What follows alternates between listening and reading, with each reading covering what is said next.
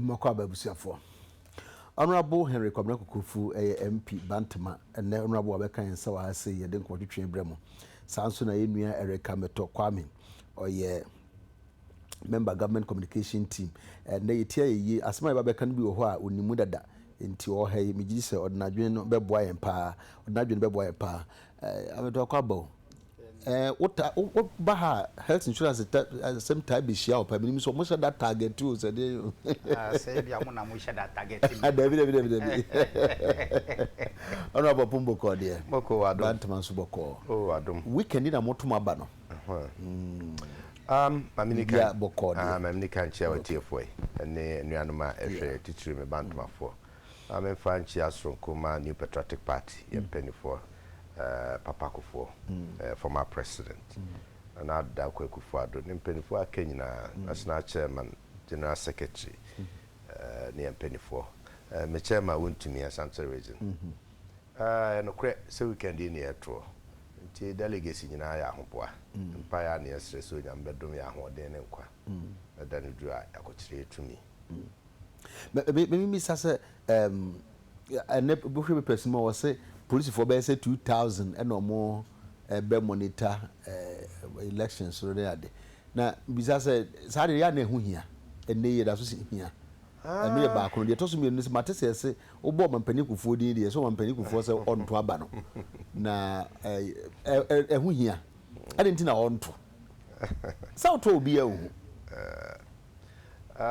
well the Adekye police assembly no me so me ready. I think sir yes here why not the papa mo anka okoto aba ne ade ya adwenkyere ke here piece as police a omododo okra nso yen na ye besa atwe o masese o mumra ma hwa abato so mai ene ekoto aba nyina ate ho ase matured people na menyi ni say pension pi beba but yana bruni can be preventive measures. Prevention is better than say after so BBC na bakwa sia no kwan na so hwe current IGP on the police administration omo policy be preventive policing omo simple kra chronosem ne wudie ni ade no omo enyina so no madwen po omo policy de gina mo gina omo adwuma yoso kase yesi yebetim kra nsia no kra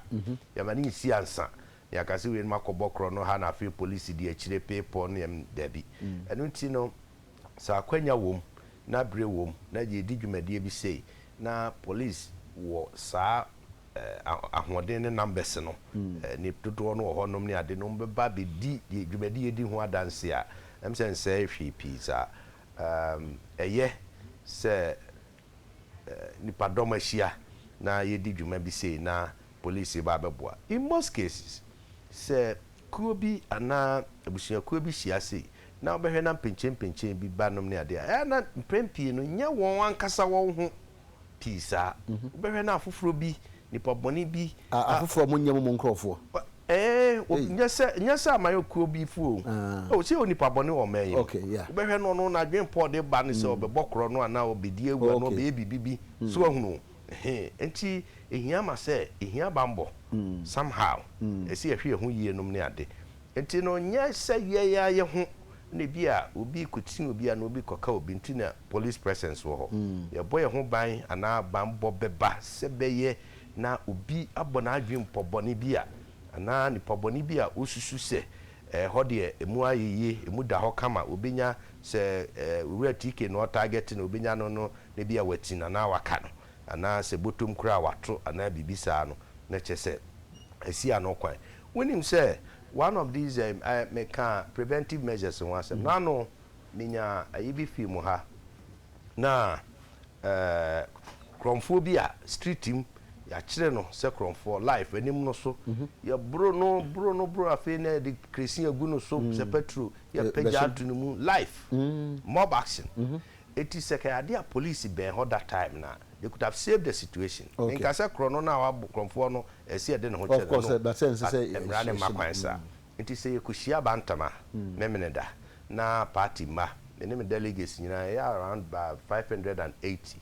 Yenim say sympathizers no me ade biba be count. We are expecting around say 600 650 people. Na ye ho na ye di adwuma kama ne bia emfa say obi bi bia ko wonka adwumadie no ho abeye ne amo ho say na bibi ensem fata. So wan hwe yi na ubenya nipa bi omkoko ben won.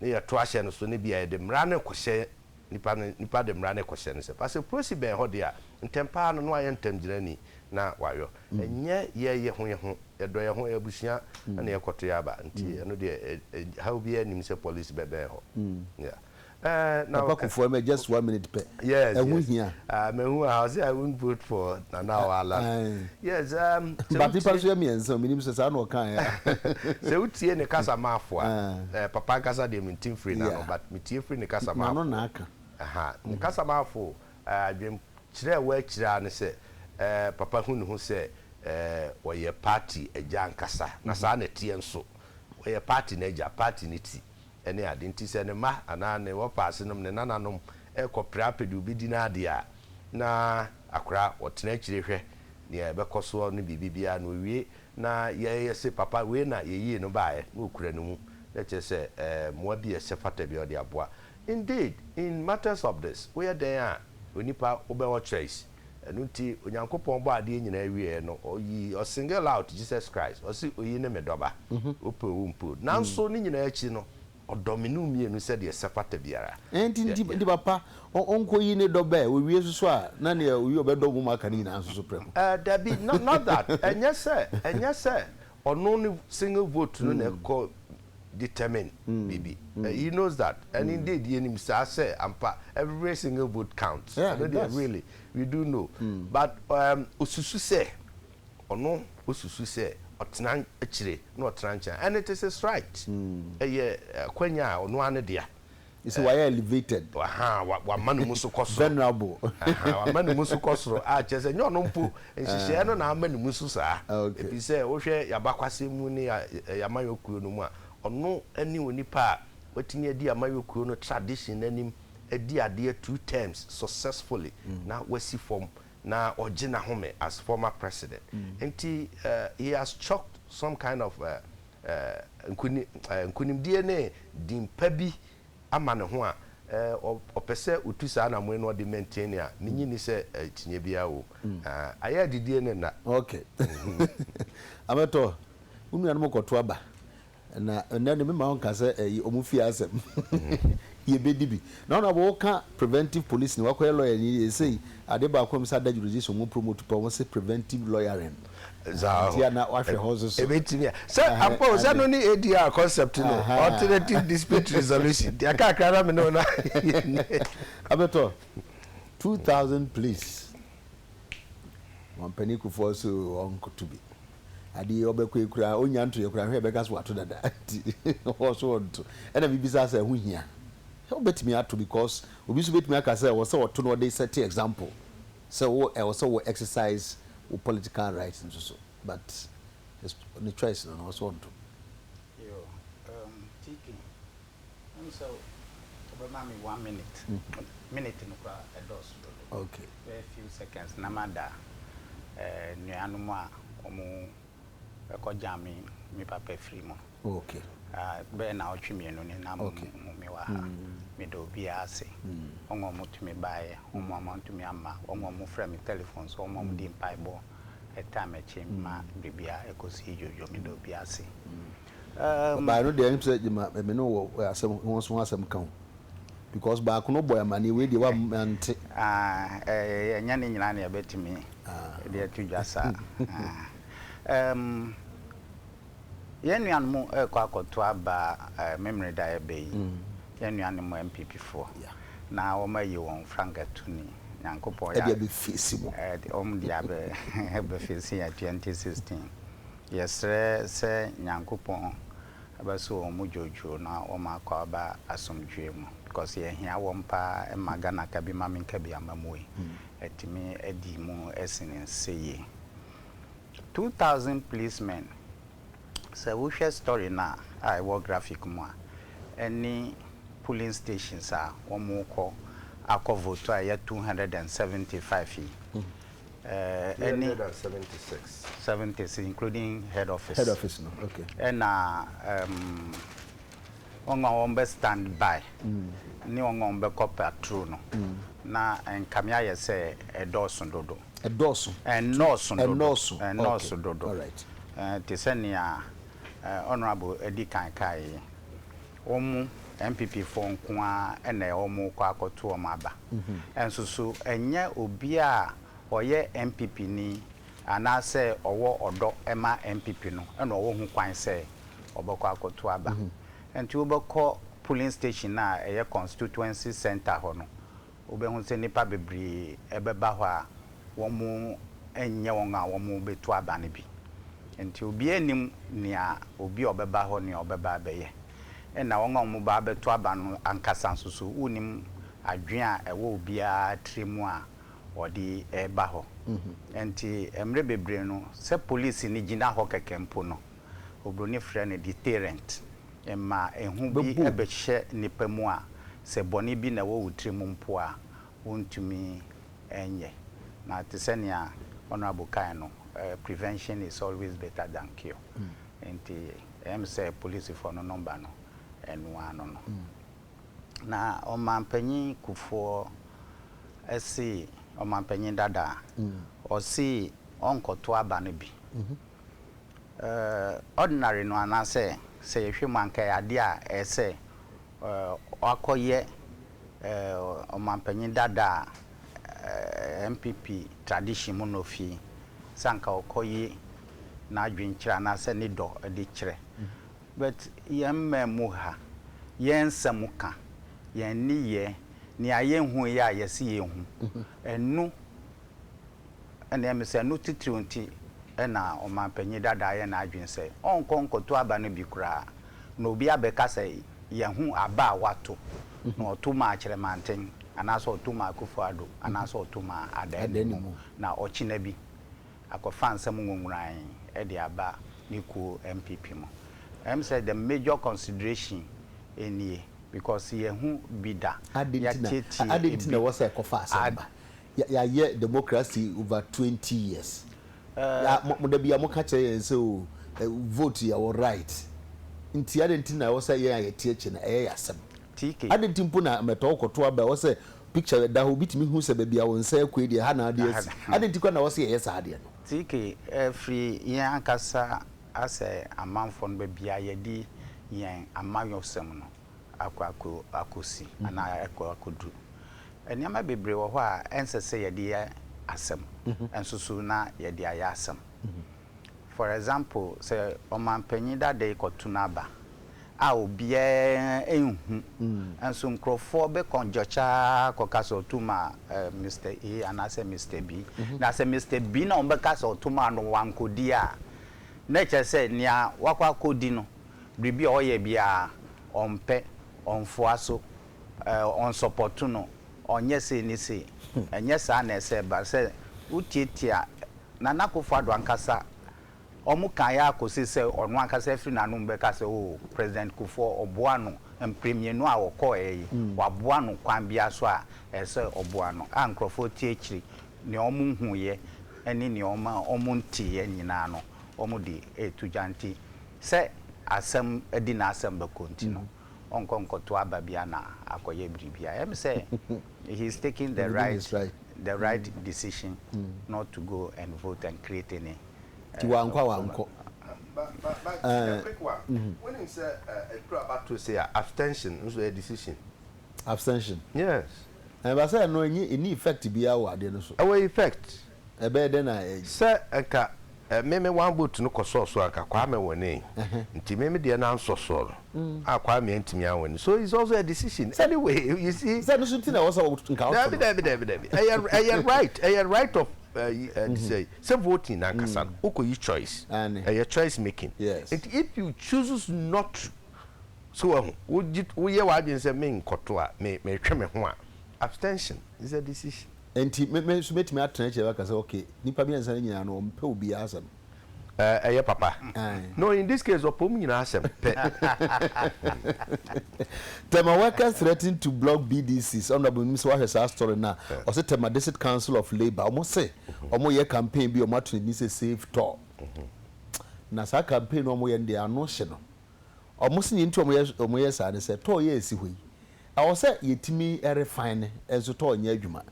Ena ye ni BDCs ni amo mo to say no mo no kwa na say yeta o machi na omo enti yo maka ne say oma am say omo so aban say bosom ya say wanye amato and start and refine crude wa ode oil BDCs no gina o say so omo lodu omo oil no one omo yi no fuel no mo de kwa ombe block e drastic and we almost massive demonstrations. But basically, as more can much I say, I was said to a year, Juma. Take a name. Me read this story and menya a special paper for the program. Oh, I see. Some more final year. LLM oil and gas. To any topic. Menya. To me, be call for research. You see, idea a new mind. Now I will hope pass a talk a major.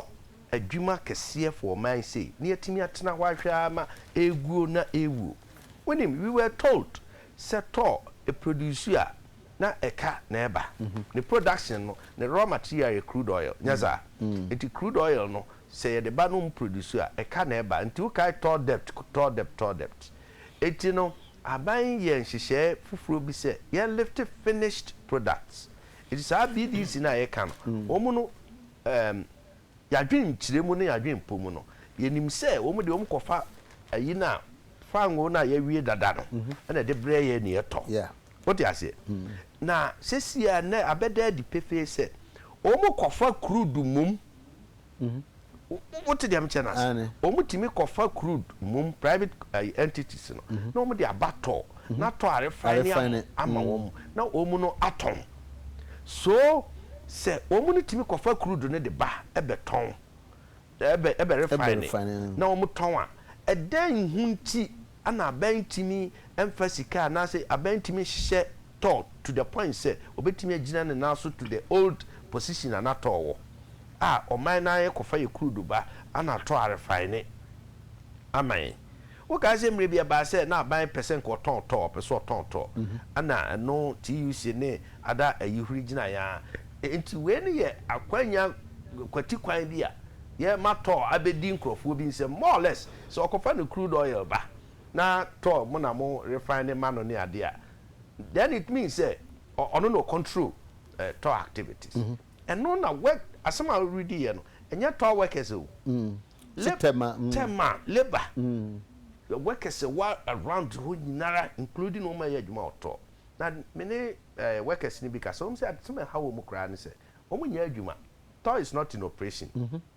apart from say BDC is whatever omo de beba but meanwhile bosom so we market ya all right they are on the payroll what you say enti no say means bi aye na kakra fe one day be hunu yes company A and B ato to dia e bi aneno no but me de suborno bebrebe boye parliament my institution as parliament it is our responsibility we have select committee on mines and energy we are responsible for all these things and talk started say e form na egu na enyo operational yet your man we are all aware sisi aye ka say crude oil price barrel akofom wo adwama so I think is about 84 or so dollars per barrel akofom enti say tall pretty fully and now tall ye adwuma and ye kofa crude oil na ba and ya ba verify na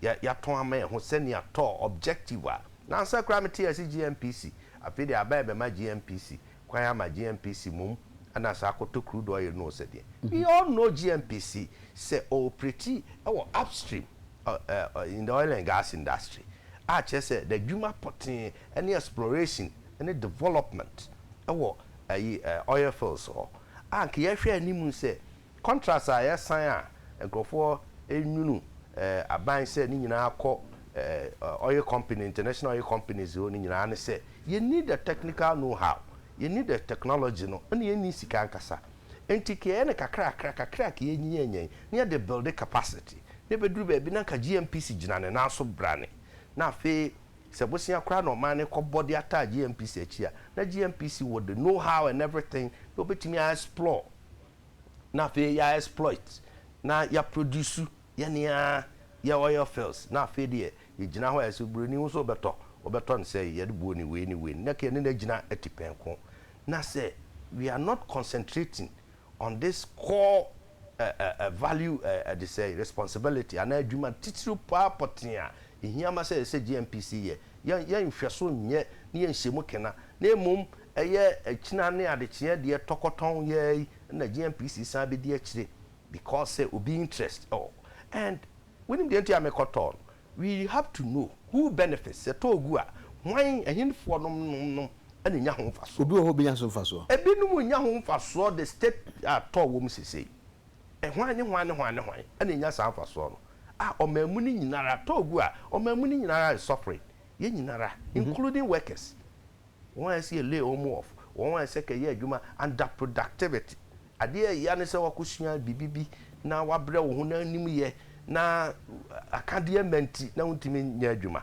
makonu doctor medical doctor or hospital na panie ni ho we ni ho ne ho mete kania wo de be patient on the way ready or nim de no but akade ni ho. This is what is happening our talk now who benefits and who loses. We know say o ma muni nyina lose but individuals bear the benefit state at all woman wo ma yo imagine say afid wo be na akofom ntimi workers na ya adwen. I think my institution parliament must be yes as I say tenase na ye hwe adekodia party e woto na ye boa na ye save to anya hwe kra no for the people of Ghana nti asudie da so parliament November nyame boa na ye ko ye friend ye kwa. Oh yes so a special paper I'm sure nti I'll raise it.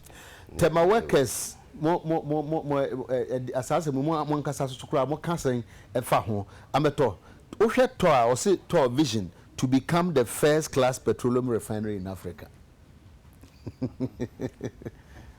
Yo, Tiki, vision, Papa. But it takes a lot to ultimately say achieve vision. And I said, "News I didn't want to do any say." Present problem at all a woman. Let say I check akra. Enye ene na to a WhatsApp program see. Ni nyina gina yem petroleum retailing policy. Kwan e faso a ye to petrol etonton no. Na me kai pa say we transition reports no more in 2009 to na odika bebre. Emma Dr. Kwabena Dufo ebe flow 2 bonds etua ekano dodo nara emma wom se ne be ya wom benya sikada ho bia ombetumi edi aye adwuma niama mienu na me feel say ha tema oil refinery baako aye lack of capital sikada ho victory a om de be ya adwuma na ne ka ho a tosumieno lack of capacity to produce enough for this country. Omunisa capacity. Omunisa capacity no. And no akofa bulk distribution companies aba. To almost one person moye the leading refinery in Africa. But currently we this capacity. To produce about 45,000 barrels on a multi refining in a day. And we are far less than half or almost half of what the country needs. And nuntino akoba say see import to another half na ye hiano. And the coffee bulk distribution companies no buy. Now in the process no so no because government dictates the price no on production cost no sometimes higher. Now government is a subsidize it. Subsidies no so no government intimintia and teacher say in the process no not they were finally operating at a loss enu na di eka edi bread to. And to solve the top problem no, as a government assign recapitalize store. Na pesika fufuro di ma wo mo. Na otuaka na ewo ho nsoso. Ansa na to betimi agina ne nan so no wa produce even the half of the country's needs are ye hia no. Enu na ban entumi nye ye a to ewo problem a omo wo mi, and they know it.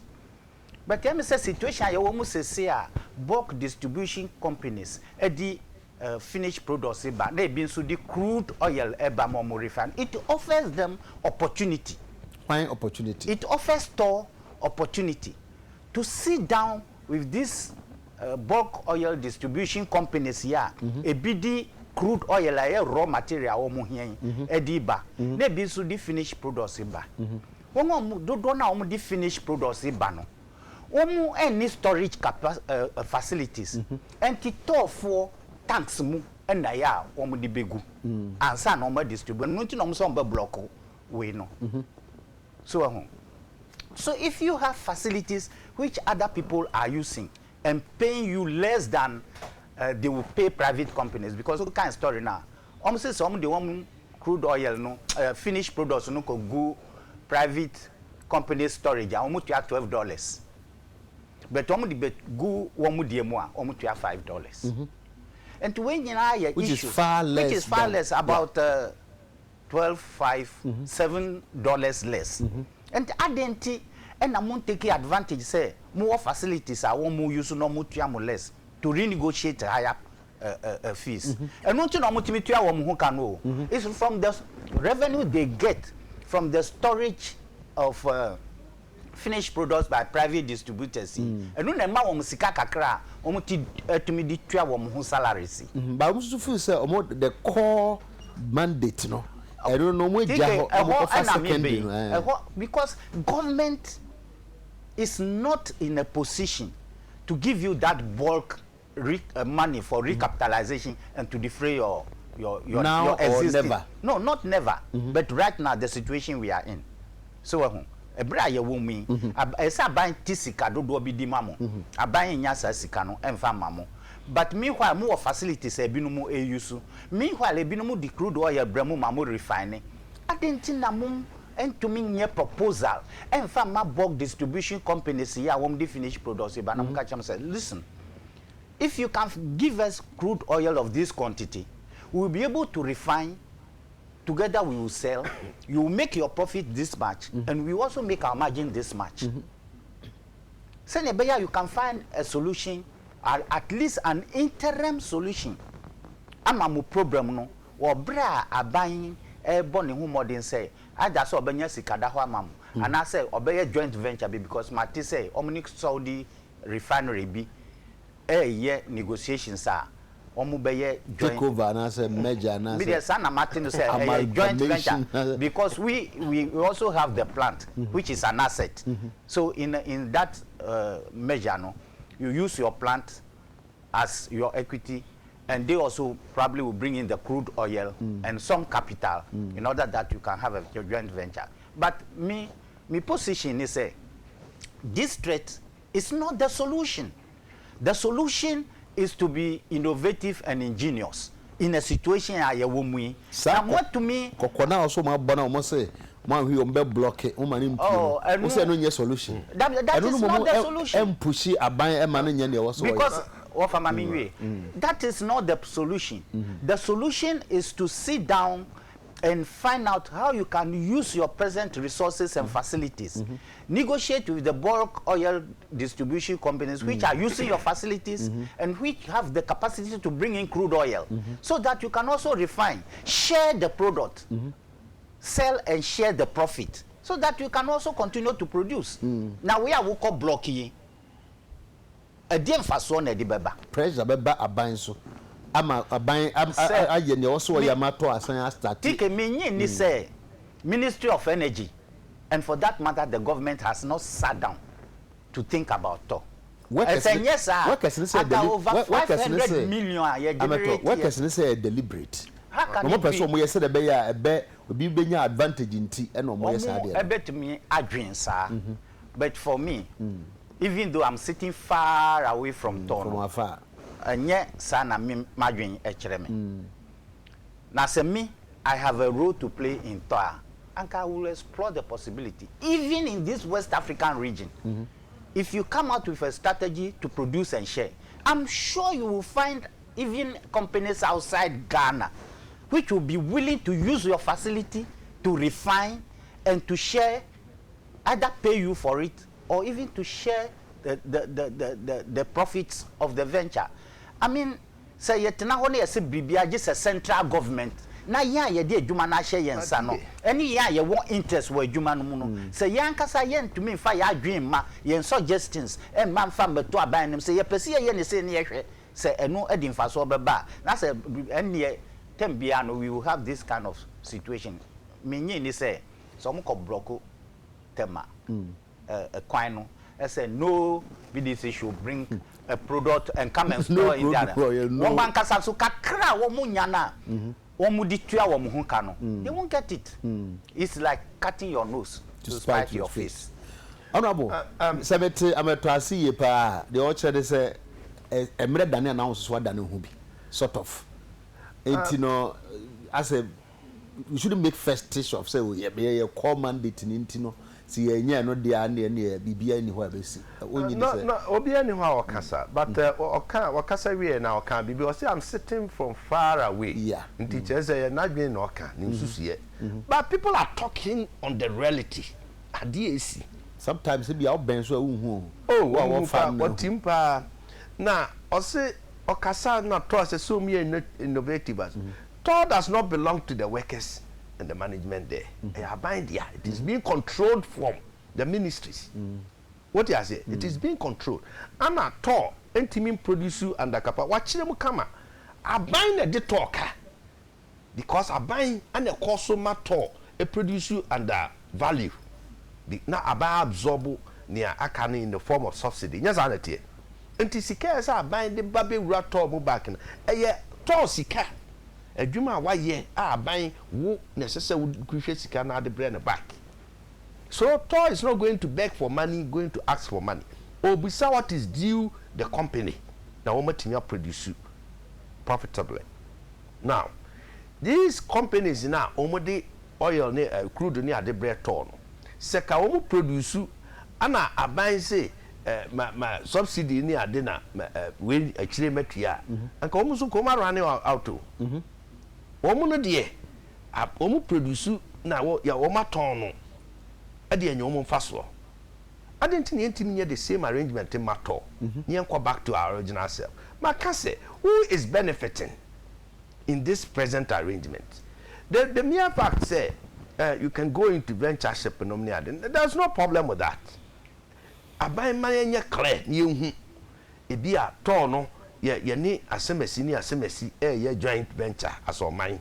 Ye die woman we ya say parliament na say de ba na ye chinsan ho nkrata de hu ye hu say yes this is a contract sort of thing wey a businesses are so you will not know say international business here parliamentary approval say de you don't know mom for my dream maso yes mom for my dream maso there be just a near people are making what you ask be okay or say work they say BDCs no or they call private farm tanks now.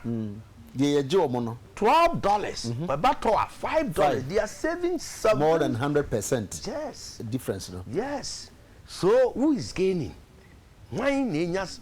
Remember, who is gaining? From this difference? And also,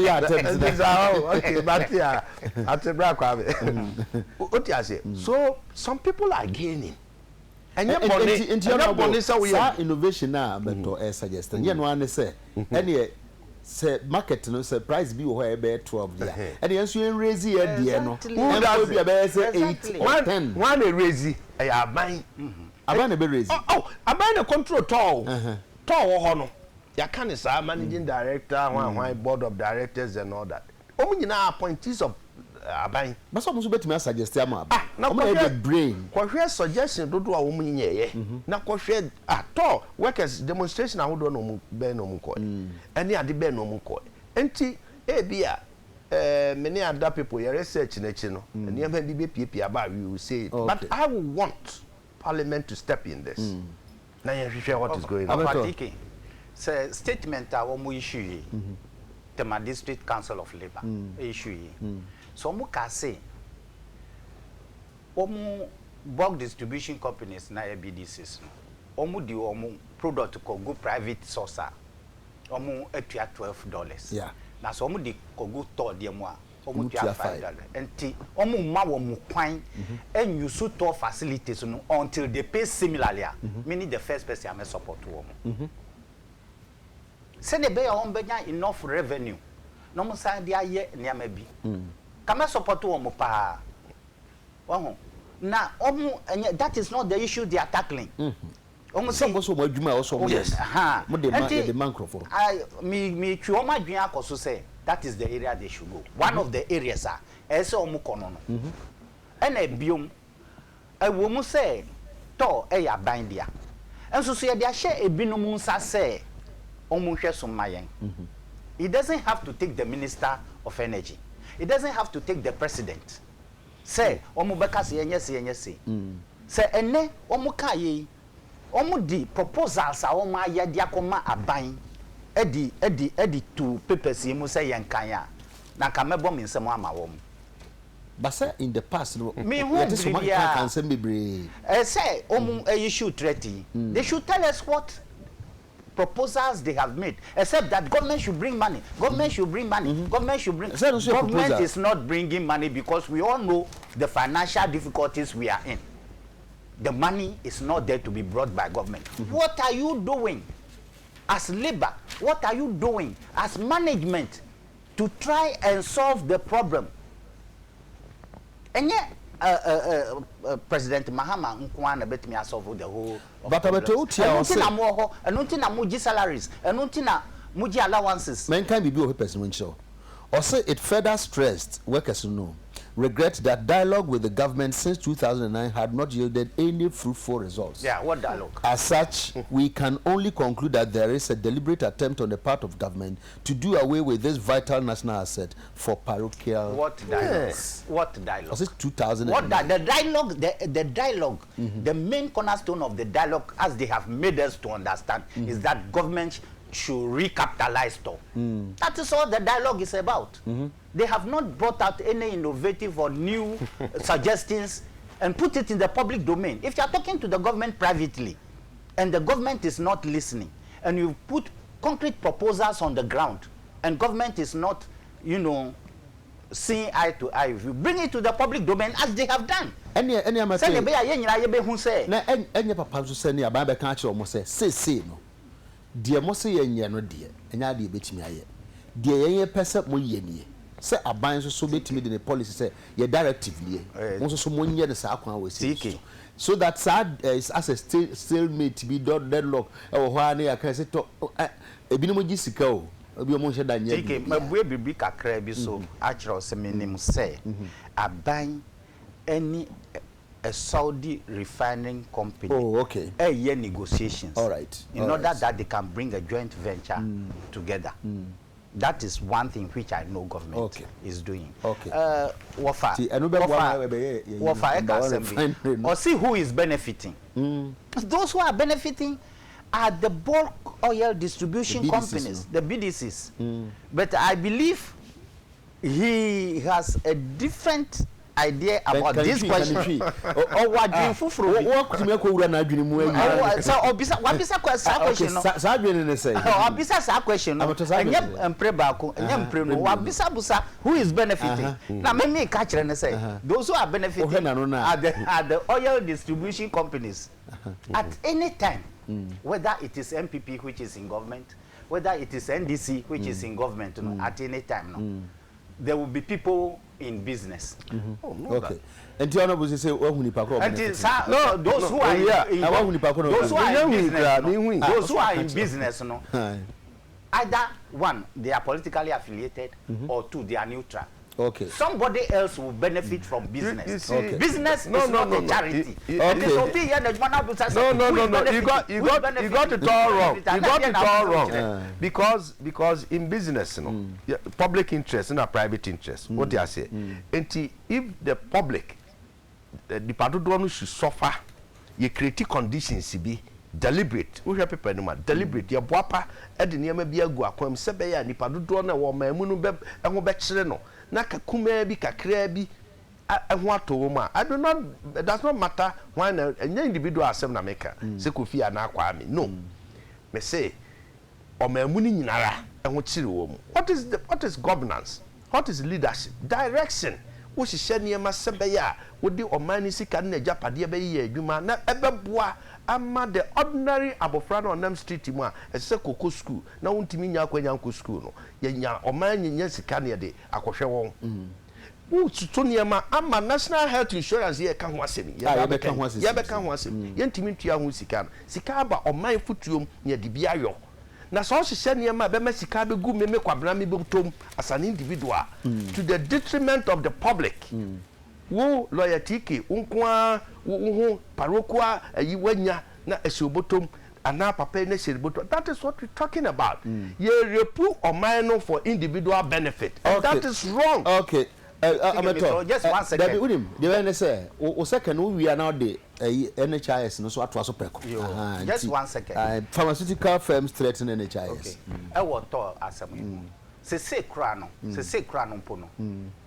Say the environment is even better for talk because government use subsidies ni bebre we petroleum products so enti ama price no akoye more conducive say mo betumi operate wo di dibia wo moka enti aha and so mo take advantage no mo timi negotiate with the bulk distribution companies so ombenya we kura because say no on bet me aton to say any other bulk distribution company eton ni de. Okay. Sameko so can that mean kind pharmaceutical firms threaten NHIS. Ayano kre say National Health Insurance Authority yedi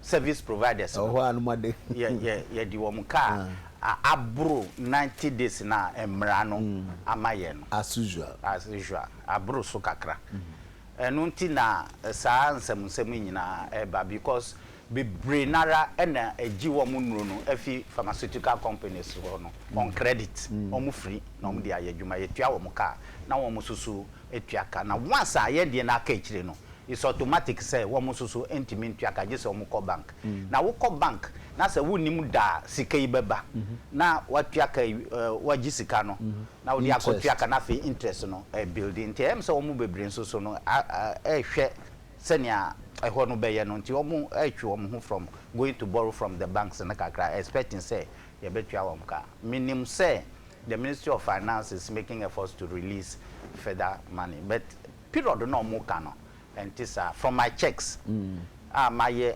finance department no up to April May but what's we 3 months no free more nature say ye October mo and to make us say ye sign the cabe another 3 months be away anymore and ye best say omunya botre kakra ma almost abotre no more reserve 1 month am say within that period yeah tembia no tk media say minya opportunity ni tekpe exchange correspondence am ka kire ne say on ring defense health insurance fund no ring defense ni say on ban na wo kan ya wontie say nyame na me wo ho e ba sa wo kan kire no on twa ho mayen na yen die no and this district assemblies common fund say school dem bi na omudi ko si na omunya nsi ya na ni pe on betimi atwen and then this a get funder say also the same thing ye de no ayenkwa ani owo ntamo asem na ye ken enti omutwa omani enhwe yen kakra na ye de ne nya more regular enti enna munya strong representation e be our communication minim ya read WhatsApp na ya o text na na we de mutimi nya say ye problem ni yeah. Or maybe it's about time for pharmaceutical companies almost on passing interest na mo TK sikasem anti me ntimi ka beyond near making because me ni ho na me nim se ne afuturo no emotie normally no anka yen sika every month at least by the following 30th no say sika na ba from 2009 2010 2011 na copy 2012 na sa na yenya no anti wonti kika yet me reduce on administratively from 90 days to 60 days na ye twa hospital see na say na ahokere abaka grant yesre ni mamu ayi kakra yesre I don't hear you suffer. La. Honorable. You see your brother, another man who differently. Eh, sir. Why sober? Oh, sir. What have you sober? Another. If you say Timino. Oh, okay. Some men not now could name happen. I can't national health insurance. I said. Then we have a bus and capitation, no, Ashanti region. More promises say call other regions. But now I'm some more doing here. When you may be back, now you cannot on critical pointer. Mestre. Am I yourself? My cancer, what I said now, no, many of these in me catch you on point blank. Say, you criticize them one. You do man on one as opposition. Two, random my acquire, but the SCA yen say you're constructive, and to say criticize here. Nya dajeni adwinity. Wabutreti. Senia ye cano, a baby woman, nana more honor to the bay because ye pre in yeti. Mona musi politicians are name or Ghana hawa bemu. See idea, ye can politicians are Mona mulidi in government. More ana Ghana for rare war politician move for leadership. Na economy in all sectors. Mona si room so amoabe. Some na ya kona. Ye the side benefit no. Ama next time nya kukudro ko jina ni pana name anim se. Monto aba mamme so MPP na so meye ne a chen ne amini an eye. But some na anye ye na anya akona. Dako nipa or memu timemu for they will lose confidence in our governance system. I used to say this. Enti nye de bia na bia ni awo ye wa ba mu na e mani bre enti na meka sebe ya menu mienu nyina so ye nye extinct ye be relevant in our governance system.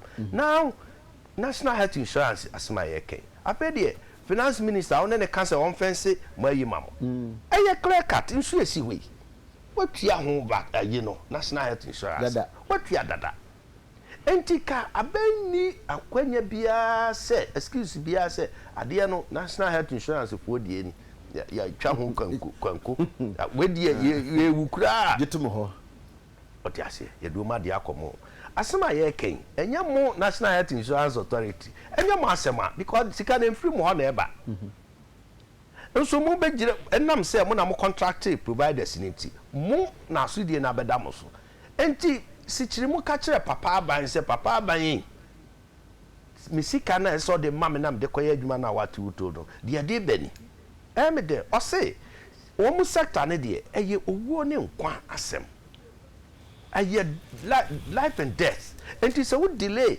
na obi hwere no nkwa wanya duro no na wanya we na hwere no nkwa wo di sika ne ba ye ntimi retrieve life ne back enti se bibia mpo na anya adwuma bibia mpo na atosini se do no aka waka get fund waka common fund ni nyina atotosini na emom ye de national health insurance de anka momodern emra and we know the rot in the system now no national health insurance bi wo district be a omukobro journalist abaya bi journalist for omukoye registration no ade kobru omu pata yes biometric registration no de manya sika nam ye biometric registration koba card no said there effect be na de beba say effect be so card no effect be oh now president akaso see you so many ID cards in the system will be a biometric registration will be a biometric card and no de munya sika koye na de ode aduro ne ma wo na wo de ma worker no wo de ma patient no and no hu sika ne de munya na priority sika ne bi ba mo ho mamo priority she said then I was say honorable na yen so yes yeah you say she said you can they should make a strong representation the people of Ghana we must demand on the government say brain dru a onfom sika komom almost so yen hwe wo expenditure list no baby o ma prioritize no akoduru say yeah service providers no the first port of call sika mum sabeka bi omfa ma and san no akope bi akoye biometric registration no ne ye braso na abeto minim say na buy we hu Ghanaian Times a front page hu yete wo say okay. The teacher boy, yes. Colleague for me colleagues no. I do. This will be a Democrat anyway. Okay, senior. At any point in time, no. I buy and I say, "Utwa na mo uya no ubinsu di China of Anwajin Senebeya." Or benefiti or quite soon. I can't crack. Now, me catch off, I say. Afibia, ye the budget co, ye budgeting co. Ye the co parliament to more approval. Only must say, ye were projects. Ye. Biometric registration, ye. And yet this year, any project in. We projects are. We are budget. Our project different. No, administration.